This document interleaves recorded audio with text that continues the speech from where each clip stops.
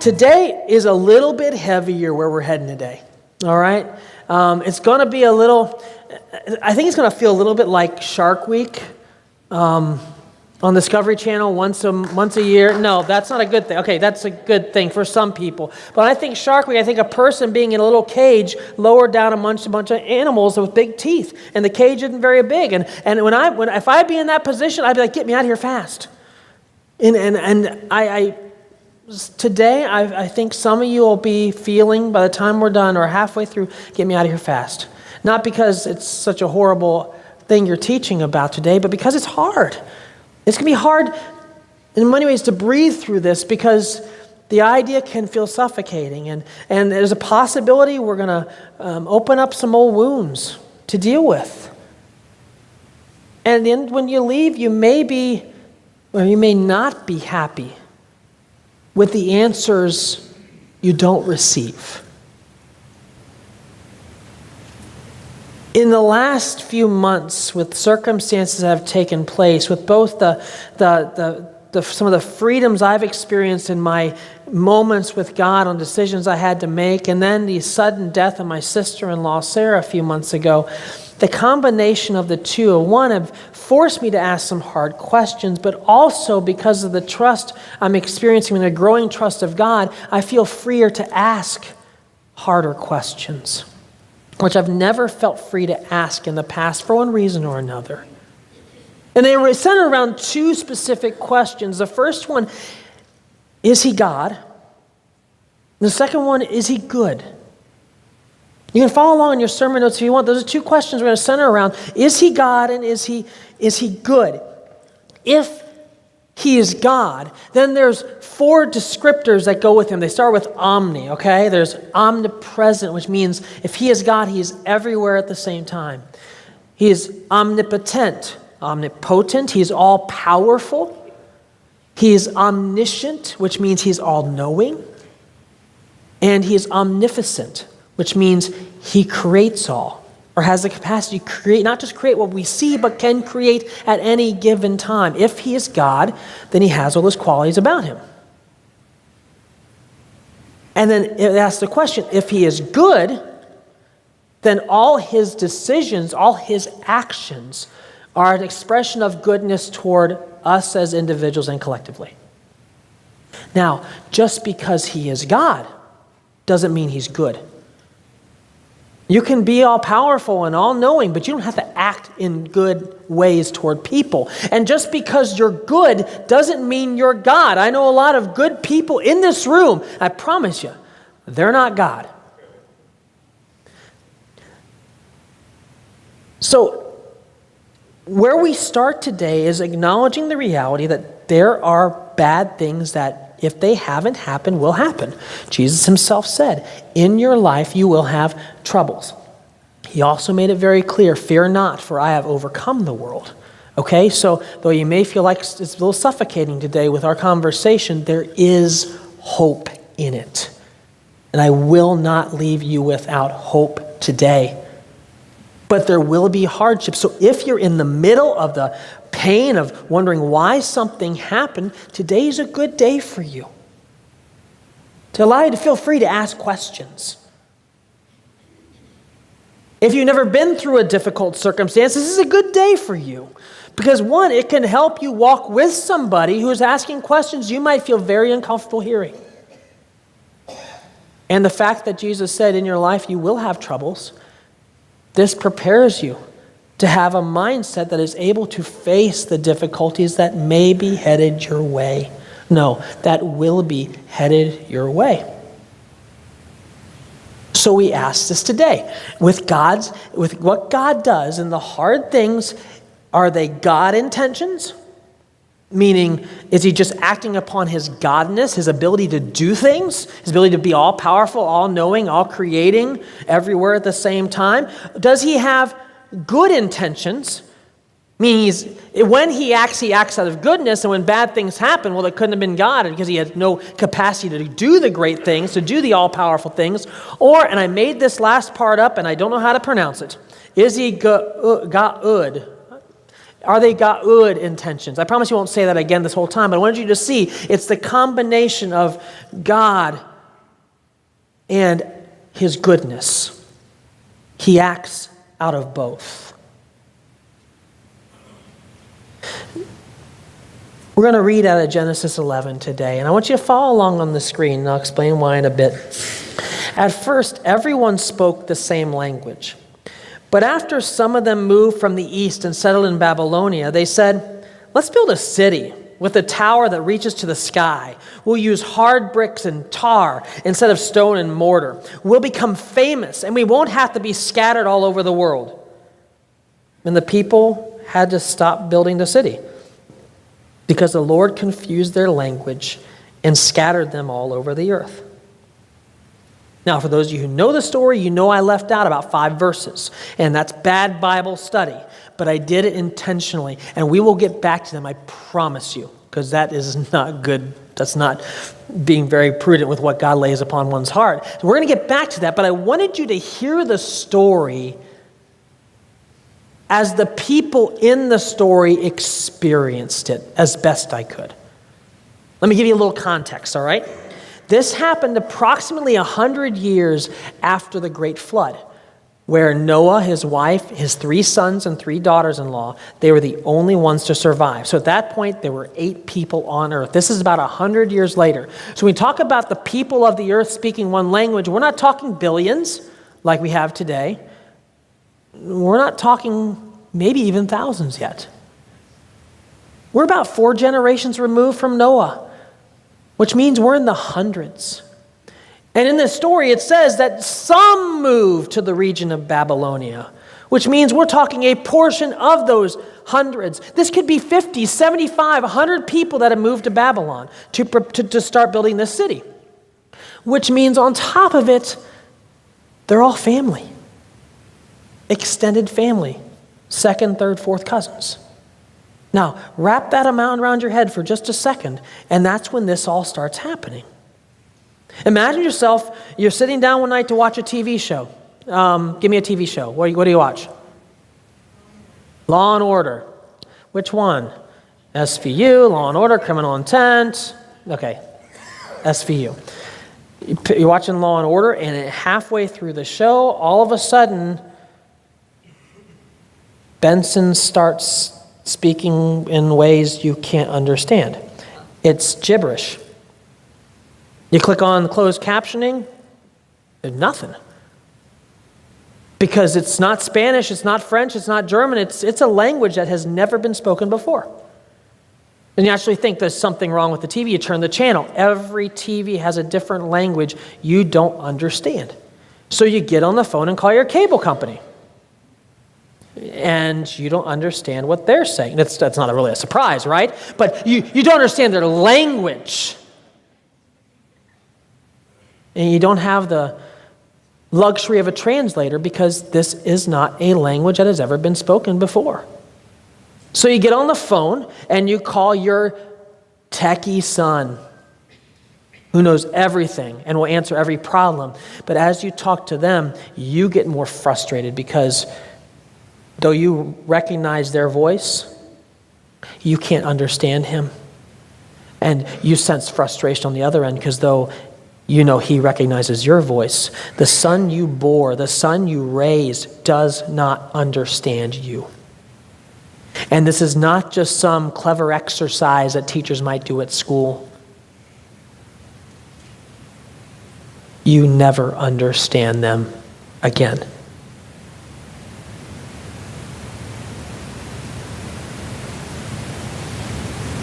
And the reason I left out the whole part of what God is thinking and God is doing is because really, we are the ones with the answers. There is no warning. Don't build that or else I'm going to. God just steps in and causes languages to change. He doesn't even explain what he does. He just does it. For the rest of your life, you can't understand your neighbor, your cousin, maybe even your sibling. And God gives no answers. Now, is he God? Well, yes, he expresses his godness in this, because what but an all-powerful God can actually, with the snap of his fingers or the sound of his voice, cause people to speak new languages? You can't do that. But in this act, is he good?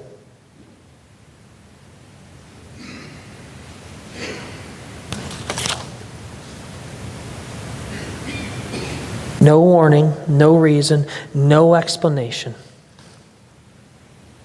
In this act that divides a family, divides society, is he good? Just in a sudden instant. In the afternoon, you're saying goodbye to your daughter. And the next time you hear from her is, well, actually, it's a phone call saying she's been killed by a drunk driver. You're excited about the birth of your child. 10 minutes later, you're in the restroom and you see spots, blood spots.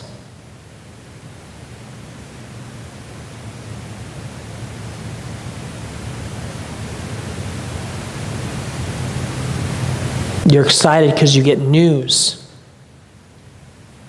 that your wife is recovering in the hospital, only to get a call the next day that the doctors and nurses made an error in their practice, and now she's on life support. You give your wife a kiss goodnight, and the next morning she's gone. Those are all Dayspring stories.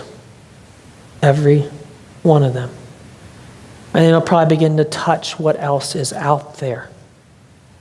Moments when one moment it's normal, the next minute everything is shattered, everything is changed. And in that moment you begin to ask the question, yes, God might be God, but is God good? Because the God who is all-powerful could have stepped in.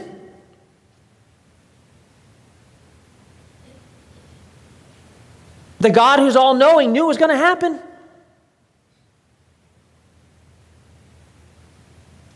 And the God who is everywhere at the same time and has the ability to create, omnipresent, omnipotent, either chose to do nothing, or worse yet, caused it to happen in the first place.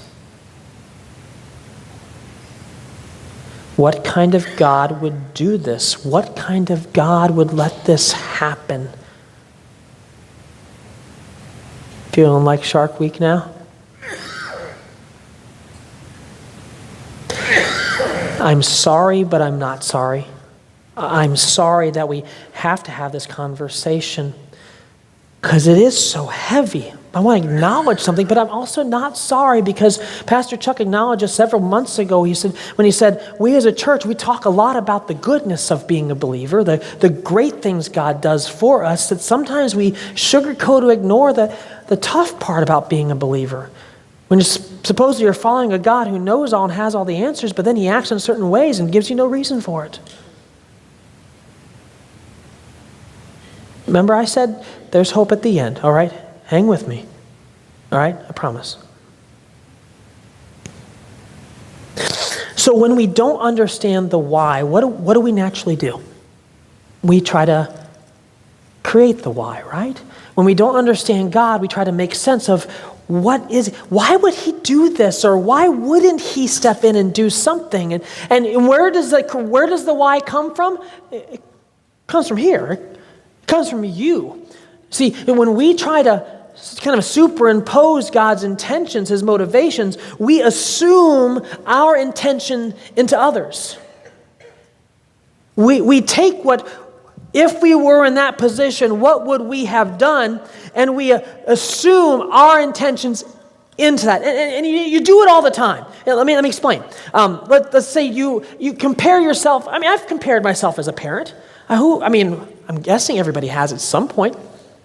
You assume you compare yourselves as parents. Let's say you heard of a home where they have an elementary child or several elementary kids, and every morning for school they get themselves up, they get themselves dressed, they get themselves fed, and the only thing they have to do is to walk in and give mom or dad a kiss before they walk out the door. Now, what are their intentions? Well, to piece it together, because you don't know that family, you put yourself in that. You assume your motives into that. So if that was me, well, first of all, I would get up every morning with my child. I want to make sure they're dressed right. I want to make sure they brush their teeth. I want to make sure they have food to eat. They pack their lunch, and I want to pray with them before they leave. So I look at them and their intentions, I don't think they're good. I think they're just lazy.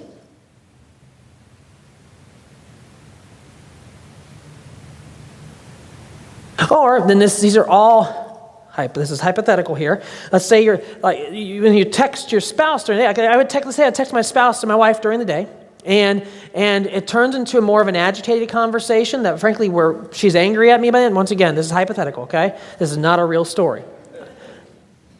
I've made her mad, but this is not a real story. All right? Let's say I've made her upset, and at the end of the day, the last conversation, the last text she sends me is, "You get your own supper tonight." Once again, this never happened. Okay, that's for real. Okay, why would she say that? What are her intentions? So I assume my intentions into the story, okay? So, well, if my husband was making me mad all day, and I told him, "You get your own lunch, get your own dinner," yeah, I'd say her intentions are not good. She is being spiteful. Right? Send your daughter off to spend a weekend with your relatives, and she gets molested. Okay. What are God's intentions for allowing that to happen or causing that to happen? Well, if I was all-knowing, I would have known that was coming. If I was all-powerful and all-present, I'd have been there and I'd have done something. That would be the good decision. So what are God's intentions? He is not good.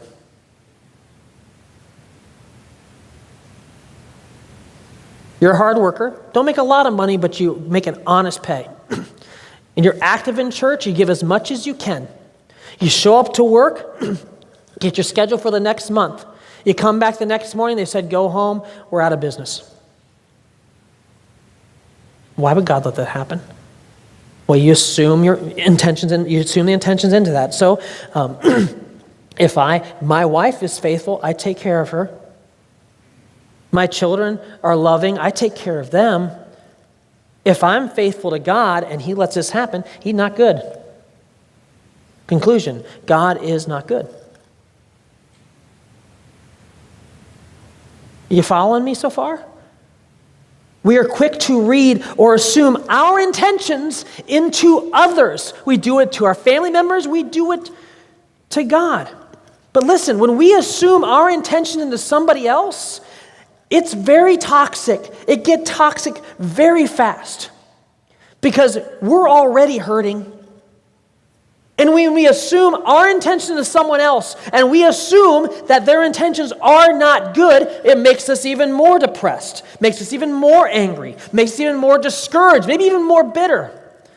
And the reason why it's toxic, if over the next few months I assume intentions into Pastor Chuck, or I assume wrong intent or not good intentions into my wife, not good intentions into my kids, if I assume intentions into my kids' coaches as to why they don't play my child enough, if I assume my intentions into my kids' teachers, why aren't they being gracious? Why are they being so hard? Why do they have favorites? Why are they disciplining my kid this way? If I assume my intentions into my president,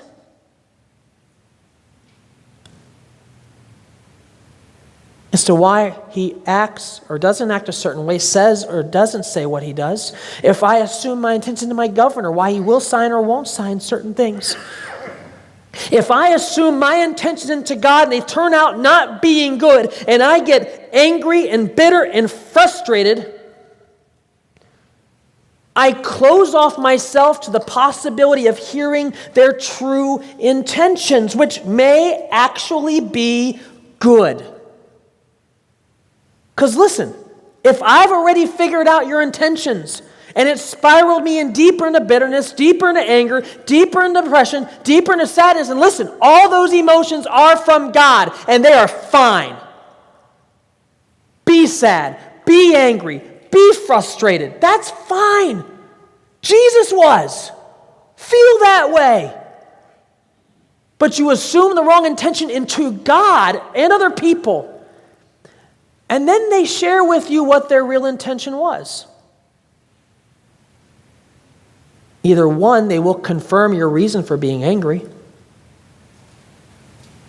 Or two, you wouldn't believe them anyway. Because you are so angry. You are so depressed. You are so sad. You are so bitter.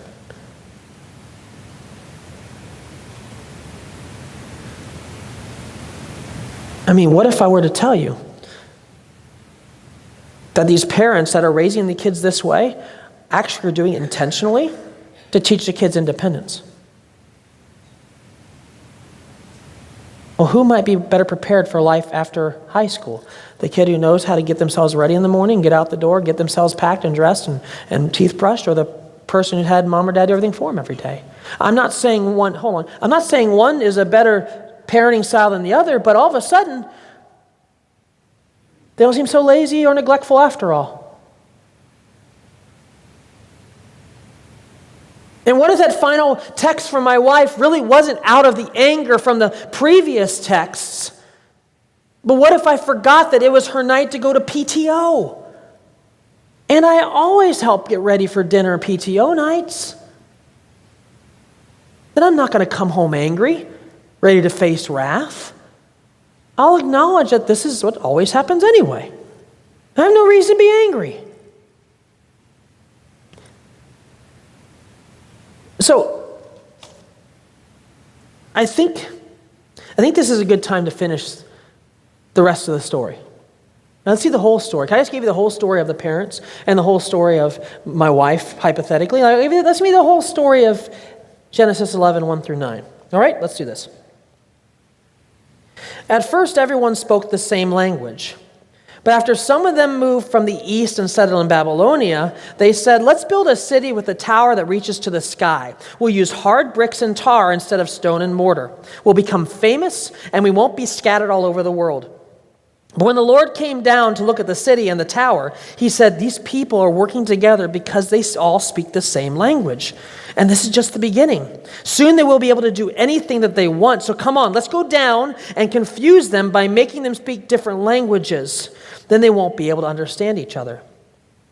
So the people had to stop building the city because the Lord confused their language and scattered them all over the earth. And that's how the city of Babel, which some believe became Babylon, got its name. Hear from this rest of the story where we hear God speak in God's actions. And through the rest of the biblical narrative, we actually get to the heart of God's intentions. So first of all, God knew his command to the people. Remember, this is 100 years maybe after Noah came off the ark. And here was the command he gave to Noah. Be fruitful and increase in number and fill the earth. Now, too, God knew their motives. The last component of the command implied spreading out. And these people actually were saying, let's build a city with a tower that reaches to the sky so we don't have to move anywhere. They essentially were becoming their own gods, their own dictators of their lives. God knew their motives. It was going to be eventually move away from his plan in disobedience. And finally, God knew his motive. And if you were here several weeks ago, the first week of the His Story, My Story, Our Story series, and if you weren't or need a refresher, go back to our Facebook page or go to the YouTube page and watch it. And you'll see that God is not haphazard in his plan. From Genesis 3 to the end of Revelation, he is super intentional at recreating Eden, where God's presence and his people share the same place. That's Eden. That's heaven. That's the New Jerusalem. where God is in complete peace with the people. They're no longer disobedient. They're trusting God's ways. And the people are living in perfect peace with each other, just as He intended. That's the intention behind all of God's actions. It wasn't simply about scattering the people. It was moving toward the restoration of their hearts back to Him. So now, when we read it that way, when we have the rest of what God is doing, now we don't have a God who seems distant. We have a God who intimately knows us. Burj Khalifa, that is the tallest building in the world in Dubai. Over 2,700 feet tall. The tallest building in the United States is One World Trade Center, which is 1,000 feet shorter. You can see on a clear day the Burj Khalifa from 59 miles away. Yet when it comes to the scope of this omnipotent, omnipresent, omniscient, omnificent God, the greatest human creation is minute. Yet, it says, God came down and saw. This isn't a God who is a distant God. It's a God who in the midst of your struggle is still coming close. Told you hope is coming. In this story, God appears wise. He understands that the end is not the tower and the city. The end is people moving further and further away from Him. That's why He acts. We have a God who appears compassionate. He could have let this go. But He was so desperate to see them reconciled to Him that He couldn't help but act. Because the further away they move from Him, the further away you move from me, the harder it's going to be for you to hear my voice, just by nature. And the further we move from God, the harder it's going to be for us to hear Him. And we have a God who actually appears consistent. The story of the Bible is to move us back to Him. The story of Babel, through this act, is to ultimately move them back to Him. God is God. Yes. And in this case, God is good. But this is important. Knowing God's intentions are different than liking His expressions. You can know what He's doing and why He's doing it. Doesn't mean you have to like it. In fact, more times than not, in the hard things that happen to you, even when you grasp what God is up to, you probably won't like it because it hurts so bad.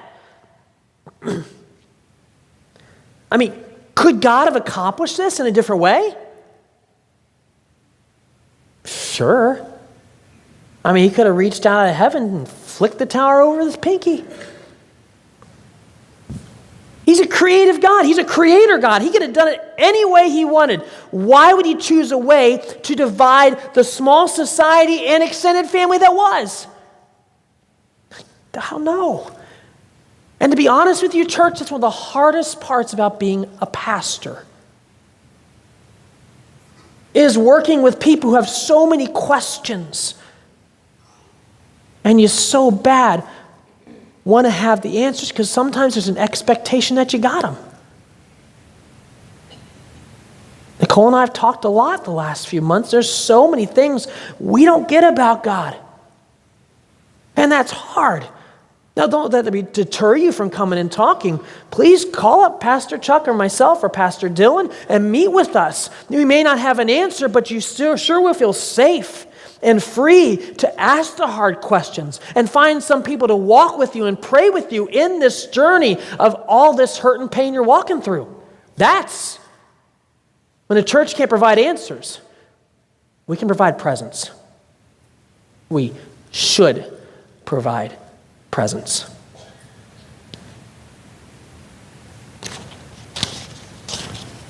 I don't have all the answers for the way God works, but there's this one last passage I want to share with you that's been on my heart for years. It's honestly, in a very unique way, provides a ton of hope. That's Isaiah 55, 8 and 9. This is God speaking. For my thoughts are not your thoughts, neither are your ways my ways, declares the Lord. As the heavens are higher than the earth, so are my ways higher than your ways, and my thoughts higher than your thoughts. In that passage, I get a great deal of comfort. One, it shows me that when God doesn't tell me why he did something, it might just be because we have an omnipotent, omnipresent, omniscient, omnificent God and got my little pea brain to try to grasp it all. If he'd explained it to me, I might not get it. And it might spiral me into even more despair. Side note, to be honest, I'm glad I have an omnipotent, omniscient, omnipresent, omnipotent God holding my life. As much as I love you guys, I'm glad none of you is holding mine. There's a lot more hope for my life in that way. Second of all, it also explains to me that when God does choose to tell me what he did or why he did it, why I sometimes get angry or sad or frustrated, once again, because he's working on a different plane. I can't fully wrap my mind around why he does certain things. But by looking at the whole of what he's up to, I still choose to trust in his goodness.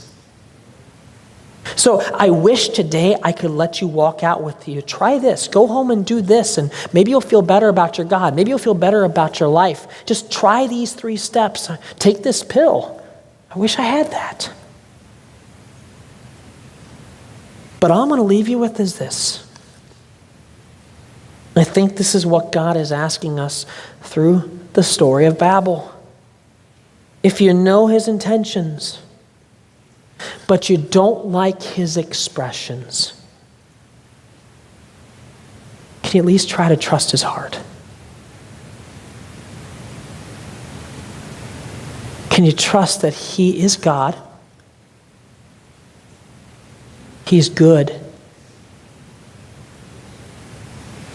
And trust that you are loved.